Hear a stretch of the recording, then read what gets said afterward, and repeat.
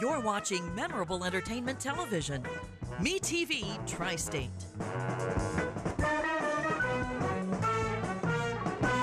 Broke the story on local homestead tax credit fiasco. Expose the Evansville Redevelopment Commission excessive spending habits. Your community watchdog. CityCountyObserver.com is your online community newspaper dedicated to the progress of Evansville and Vanderburgh County. We're a nonpartisan publication providing insight into political issues and events that shape our community. We are a watchdog for you, the citizen. Check us out online, city-countyobserver.com. That's city-countyobserver.com. Tri-State Voices, an open discussion with area leaders on issues affecting communities throughout the Tri-State. Now, here's your host, Mike Woods. Good morning. Welcome to Tri-State Voices. Every week, Tri-State Voices interviews one of our community leaders concerning issues that are important to all of us. Tri-State Voices is jointly sponsored by WTSN, the City Council Observer, and my office, Woods & Woods. Hi, I'm your host, Mike Woods. I'm very pleased this week to have Donovan Phipps as our guest. Mr. Phipps is a candidate for the 3rd District County Council office. He is the CEO of Donovan Phipps Productions. He has 34 companies he takes care of for their computers and websites. He's been very, very active in our local community. He's active in the YMCA, the Evansville-Vanderburgh Public Library, Carver Community Center, and he's a program coordinator with the Evansville-Vanderburgh School Corporation. You know, Donovan, there's hundreds and hundreds of things I'd like to talk to you about today, but maybe the best place to start is by asking you why you want to be on the county council, because last year the county council had to cut the budget. They're forced into it because of property tax caps and other things. Cuts from $53 million to $48 million. There's probably going to be other cuts. They're going through the budgets right now. This isn't going to be a real fun time to be on the county council, is it?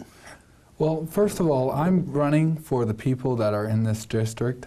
I believe there's a need for good leaders in this district to make sure that our budgets are matching up in this district, where we can answer questions of our citizens in this district, and we can we can put out questions for our county district for the budget to remain in good standing. And that may require finding extra funding outside of what we do have currently in our budget to make sure that we can cover up the expenses that we're lacking. And that's why I believe I'm hard working to make sure that we can find extra money, and going to our county commissioners and saying, hey, we need extra money, and being hardworking on my feet, ready to work for the people in this district is what I'm wanting to do. Well, you know, being on the council last year would have had to have been tough because people were having to vote for cuts that they hated. I mean, cutting from $53 million to $48 million is tough, and it's about a 10% cut across the board. And so you've got people sitting there that they love a certain project, love a certain agency or department, and yet they're having to look at these people and saying, you're going to cut this. And of course the department head's saying, if you cut that, I'm going to have to give up this program or that program. And they're saying, the county council's saying, yeah, I understand that, but tough, you got to cut it. All right, and I totally understand that. Sometimes you have to make decisions that may not be the best decision, but in order to stay within our means and work with our budgets, it may take that encounter. And it's not based on feelings, it's based on business, making sure that we can stay within our means but without going over into debts. And most definitely, we want to make sure our taxes are cut. We're not eliminating our debts, but making sure we're paying down our debts so we can stay in good standing as well. When Nick Herman was on my show several months ago, and I might have the numbers a little bit wrong, but I think he said that his total caseload was up about 38%, but that his budget was down about 15%. Those are some tough numbers to crunch. There's no reason next year is going to be any better. I don't know how much longer the prosecutor's office can get squeezed like that. I totally understand. Well, first of all, we have to look at the problem, and Nick Herman would know the problems in the prosecuting office as well better than we would know in county council, and that just has to be brought into light to make decisions like that. I noticed that cuts are not the best things when you look at cuts. It's like, oh, well, we're about to harm some department, some office, but in order to stay within our funding, we have to make sure that cuts are being made most reasonable and made the right way. And that may require, once again, county council, we would just approve of budgets, review the budgets and approve of them and appropriate the money, the funding that's coming in. And with that being said, encouraging the county commissioners to step up and see what they can do about finding funding, encouraging the people to bring their ideals to us to make sure that we can provide every department office and department with funding that they need without asking for more money from the public. You know, one thing that seems to be happening is the state continues to shift what I personally think ought to be the state's expenses to the county, and then the state stands up and they gloat because they've bounced their budget. But in fact, what they've done is shift the cost. And let me give you an example of that. In the new criminal code, they've changed the felonies from being A through D to 1 through 6, and the lower level felonies now are going to stay in the county. Well, that's going to save the state a lot of money, because it used to be any felony, if it's over a year for a sentence, they go off. The state has to take care of that person. Now that's going to be stuck with the county. And it's the same way in the public defender's office. The Weishite murder trial some time back, I think the county spent over $100,000 on that. In many states, in any death penalty case, the state's in charge of that. So is that maybe part of the equation, that the state needs to be said, hey, these are your expenses, don't send them back here? Right. Well, they're holding the state is holding cities accountable and counties accountable for dealing with their problems. And I'm not going to comment too much about what the state is doing, because there's little information provided in that area. But I would say if the state is appropriating their funding in the right way, then yes, we should keep people in their county, so when they do get out, they don't have to travel, because we're paying travel expenses from the state. They have to pay more than just for that person to go into our detention centers in the state, and as well as public safety, making sure we have a lot of correctional officers into those detention centers. And how do we solve that problem? Let's make sure we get leaders into those correctional facilities, and making sure that the leaders are working with those inmates, because the problem, most of all, I believe, is recidivism. Inmates are getting back out into the public eye and doing the same thing over and over, and which causes another felony or a misdemeanor to turn into a felony, which causes lower level felonies, which we can prevent that by getting leaders in the community stepping up in the neighborhood associations to prevent crimes, to prevent different actions that may keep our local correctional facilities in good standings, where we wouldn't have to build another prison, we wouldn't have to build another correctional facility. And with building another correctional facility requires making sure we have correctional officers there, which requires more money. And that can be effective to our citizens in the District 3 and county-wide, city-wide. So we want to make sure that we're doing our parts as citizens, first of all, before we have to say, well, let's depend on the state, let's depend on the county, let's depend on our leaders and our government. Let's be citizens and take action in the community first. In the court system, Judge Trockman started the drug court, and Judge Kiley started the veterans court. And the goal of both of those courts is to keep people out of jail and save the government money that way, and also hopefully provide them better treatment and address what you said about the recidivism. The Veterans Court, though, is particularly interesting because so many people that go through the criminal justice system are mentally ill. If they're a veteran, then you stand a good chance of getting those health care, the mental health care provided by the federal government under the VA, rather than the county paying for that. So there may be some avenues like that we could look into. Right. We have to make sure we're watching and observing our budgets, but also looking into different federal funding and state funding that could cover up expenses that we're spending for in the county and the city. And so. Do you think there are grants that could be looked after that maybe we're not looking at now?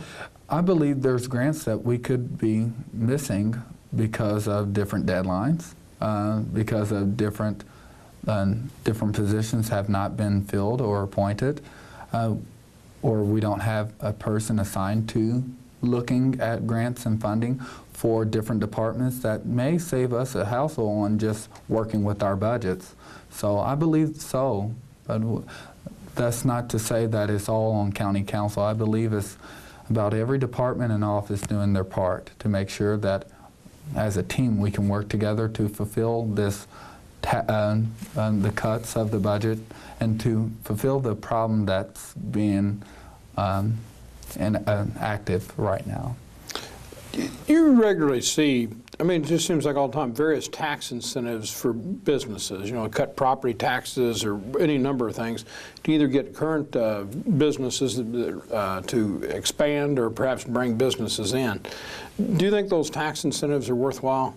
It is, and adding on to tax incentives, like let's say, for example, a tax rebatement program, tax abatement programs are great to have because it reduces taxes. And we have to make sure there's clause provisions. Let's say, for example, if a new business comes in town, we want to make sure that they can offer our citizens something, first of all, our families in this community, in this district something, to make sure that we can reduce taxes while they're offering, to bring in revenue for their company while they're paying taxes, to reduce taxes in the homes. And that can help out in so many areas, but making sure they're keeping their promises with us, and we have promises to establish to them that we can bring them business, they bring us revenue, and we can get our tax money to keep taxes down in our community. So. One thing that's never been real clear to me is what is the formula for granting these tax incentives? It seems like it's kind of done on a case-by-case basis. I mean, these people get a $100,000 tax incentive, and these people get $150,000. But if you took the jobs and divided into the money, sometimes I'm not sure I see that it's very, very systematic. All right. Well, first of all, I'm not for sure of the system at this moment in time, but I'll say this, that with order and looking at systems of tax incentives, let's make sure it's being done the right way. There's different ways to do something. But let's say, for example, if you're not doing it the right way, then it's not going to benefit every party that's involved. And we'll work twice as hard correcting the problem than as if we did it right the first time and make sure that it can be completed successfully. One of the most important things the county council does is all the board appointments, because so much of government is administered through all these various boards, and I mean, and it goes everything from the airport to zoning, I mean, literally from A to Z. Are you happy with the current way the county council appoints boards? I believe they're doing great at this moment in time. You can always do better. So with county council, with leaders involved, I believe you can always do better. There's always a better process. And once again, getting into county council, I believe looking at everything, seeing what could be fixed and restored would help out. And first of all, getting in is the first thing, then observing everything after lining up. Because when you're behind the scenes, you don't know everything. But when you get into that position, you'll be like, well, this is what needs to be fixed, and bringing my ideals to the plate, my concerns, and from the people and myself that I could address to the whole team, it could accomplish a lot of problems that's going on with our board appointments and even establishment of moving different jobs around, because you also have job rotations in our county offices and departments where if you lose one employee, or if an employee gets fired or quit, you have another one that's taken on the responsibility of that employee, which means that could be a lot of clutter in our departments and offices. So we want to make sure that we're controlling all of our appointments and offices the right way. And if you're doing it the right way, there's great success in it. So. Whenever I've had a guest on the show and we talked about board appointments, one of the things that always happens, I get some emails about people talking about conflict of interest. And of course, here's the problem. You want to appoint somebody on a board that's competent. That means they've worked in that area and probably are working in that area. True. At the same time, if they're working in that area, then it's a little awkward because they're having to make decisions on an area they work in. So you've got that tension between, you got to have people competent, but you don't want to have conflicts of interest. Do you think their current policy addresses those conflicts of interest okay? Sometimes it does. I think it needs to be brought out in light that when you're in any position, you can't base the vote on your feelings and emotions. And most of the time, if you have a leader basing their opinions and on feelings and emotions, for example, if someone's appointed to the board and they're making decisions based on their feelings and the emotions and their job title, then that can cause conflicts in the work area. That can cause conflicts personally, which we're not out there for our personal gain. We're out supporting the community. We're out working for the community because we're dealing with public funding. So. Recently, it's not all that recent now, but the county has a health care clinic. It's designed to not only provide the county employees with better health care, but also to save the county and the employees a lot of money. Are you happy with the health care clinics? Is it something you want to continue?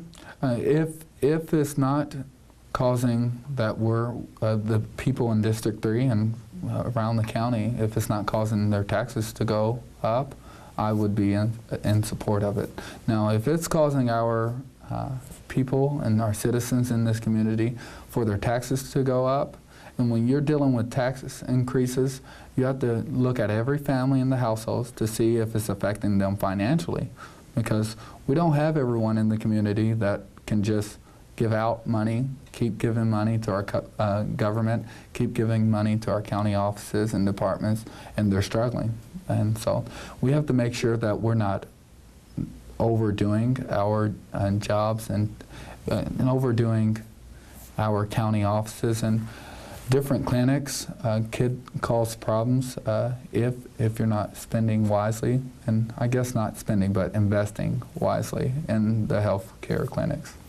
You know, some people like to see those clinics expanded. They're real happy with them. They feel like it saves them from going to the emergency room or the other clinics around town, that sort of thing. I mean, if you get in the county council, would you want to see those clinics cut back, stay about the same? You'd like to see them expanded? If we have more of them, that's provided to the public, not private, just... well, I'm just talking about just the employees, just the county employees. Well, I would like to see it, but we want to make sure that if we're spending any public tax dollars from the citizens, let's make it countywide, let's make it citywide, let's make it offer it to families in our community instead of just the employees. Even employees' families would be great, because that can consider a lot of money-saving strategies for our community.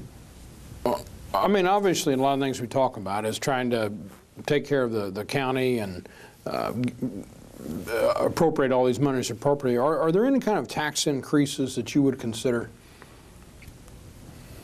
At this moment, tax increases I would consider is to making sure that we can provide more funding for our classrooms and education so that our students have what they need to make sure they can complete elementary, middle school, and high school successfully. And I'm sure that the community would like that. I'm sure that the families would enjoy that. I believe that our government would enjoy that, to see that we have young leaders, young entrepreneurs rising up, and they have what they could have. They're equipped with the skills, and they're equipped with all of the books and resources that are needed for our classrooms in Evansville, Vanderburgh County. So. Okay. The casino obviously contributes a lot of money to the city and county. the amount of money from the casino has gone down every year. There's been a lot of talk about having a land-based casino, getting rid of the boat. The boat's kind of a joke anyway. It's a boat that doesn't sail, doesn't go anywhere. If you got on the casino, you can't even tell you're on a boat. Tropicana has talked about putting a lot of money, $150, $200 million if we get a land-based casino. However, recently in New Jersey, there were 3 casinos. They closed. So I guess a couple questions. One, if the governor okayed it, right now he's against it, and probably as long as Pence in there, this isn't going to happen. But would you be in favor of letting the casino go land-based? Yeah. And then also, do you think maybe we've literally missed the boat on a land-based casino? It seems like there's getting so many casinos that I'm not sure they have the value they did some years ago. We understand. There's little information about the casinos based on county council to make a appropriate vote on, and then first of all, county council would not be involved except it to be economic development. But I would say there's not a lot of information about the casino going land-based to even make a decision on my answer. Now, with Governor Pence, I don't believe he's against it or for it yet. There's not a decision he has made based on different factors. And so I would say there's some public opinions out there, but I haven't heard him say that I'm against it. So. Okay. Do you think we're doing enough in Vanderburgh County to take care of our roads and expand our roads? We actually need to step up more so in the county, and in making sure that our infrastructure is getting completed on time and not distracting our public citizens from getting in and out to jobs and at homes on time, because we do have problems with our county roads and city roads, and we want to make sure that we step it up for our infrastructure so the citizens that are paying taxes here are happy, so they won't move out, because we need them in here. Are we doing enough long-term planning with regard to our roads? At this moment, I would not comment on planning for infrastructure because they are in budget hearings right now in the county and the city. We're talking about long-term planning. North Green River Road out there, we just redid Green River Road. In fact, we had to redo it, and then we redid it again. It's the first time it didn't work. That area is just expanding like crazy. And of course, Highway 41, it's just pretty much constant businesses all the way to the end of the county. And from going west at the USI area, that's almost solid. Right. Are we doing enough managing that long-term growth of, all areas, but in particular, those 3 seem to be the biggest boomers? I believe there could be improvements. With improvements, it requires more workers, more job openings, and more funding. So I believe at this moment where we are in Evansville and Vanderburgh County, I believe we need to step up on making sure that we have enough workers for every project that we start with, so it doesn't take a long-term process. And it's good to have long-term processes, but small things like infrastructure, and I say small because that's one of the things we want to knock out so the citizens of this community can enjoy traveling back and forth, and even visitors can travel back and forth without problems. I see ditches all the time in the roads, see different repairs that need to do with our county roads and things that needs to get hit exactly quick on Green River Road. And I noticed that you mentioned USI, it's flat. And I believe we need to step it up a notch, but at this moment it requires funding and workers, and those are avenues you have to look into before saying, well, we need this done right now. So. Well, for example, in the long-term growth on the north side, you've got the Walmart that wants to expand out there at Highway 57 and Boonville and Harmony Road on the, I guess, the northwest corner of that. A lot of the neighbors over there are really, really up in arms because just to the east of that, it's a huge neighborhoods, and a lot of those houses just recently built, really, really nice homes. Is that an example of appropriate growth or inappropriate growth? Well, I would see on both sides, there could be problems on both sides. Now, as far as it always sounds good to have new businesses coming in, especially like Walmart. It's known. You've always hear revenues are going up in Walmart, which is providing more business for Evansville and more business to the county, because that would be partially on county lines. And so I would say it's great, but there are some problems that are avoiding it to be completed and things. And there's little information about that on the problem side, but there are problems there that are preventing it to be established and built there. Well, and of course, it's one of the classic examples of the conflict. You have people that own land. It's zoned appropriate. Yes. They want to develop their land, and generally most of us feel like if somebody owns land, they should be able to do what they want. But literally, when you go across the road, just 100 feet away, you've got houses there that are nice homes, and you can see those people are not going to like the extra traffic, the lighting, the parking, the noise, Right. the trucks. I mean, it'll probably devalue their house. Right. And I mean, most definitely, you have to look at every concern of anyone that's living in the area, and that requires talking to the community and talking to the citizens that live in that area first before making any decision, because it can affect them more than it's affecting anyone in office, so that are making decisions based on the people. In your website, you talked about that we need more accountability for all elected officials. What do you mean by that? Well, first of all, recently City Council had an ordinance about drug testing. That's accountability, for example, and two city council leaders voted for it. And I just believe across the lines we need more accountable leaders. And if you're voting against some ordinance that's going to help show that you're qualified, trained, and experienced, and even on the business side of it, you have to take different testings and things. And if you're voting against something that's going to keep an order into doing right, then that's not it being accountable. And I believe that we do need more accountable leaders that are looking over budgets, making sure that we're staying within our means and promoting equality for our citizens in our community. Well, I really appreciate you coming by here today, Mr. Phipps, and talking to you. It's been interesting. We've only got about a minute left. Will you just tell the voters in Vanderburgh County why you'd like to be on the county council?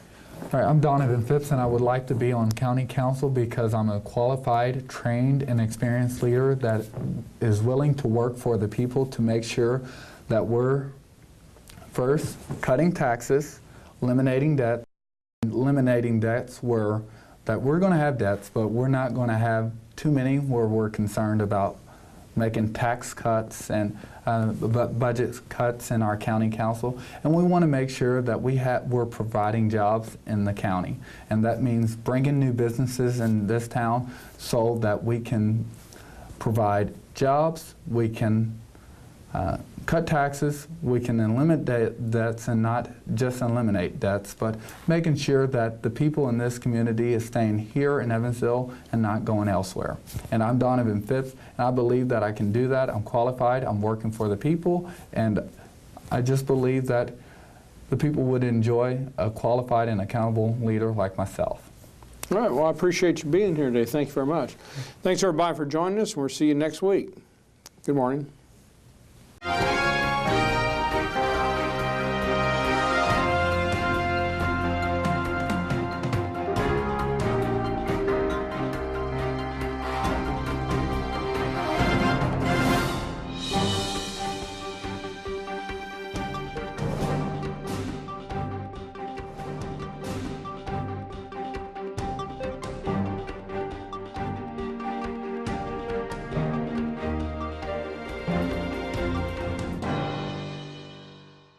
At Woods & Woods, we're proud to have served our community for over 25 years. We feel it's our responsibility to fight for those that need our help, and that extends beyond the courtroom. You see, it's about doing the right thing for our friends and neighbors. There are many that have fought hard for us, that have reached out to help others, that need a hand when they are struggling. We feel fortunate to be part of this caring community and to make lives a little better for those in tough situations. If you need our help, give us a call. You're watching Memorable Entertainment Television. MeTV Tri-State.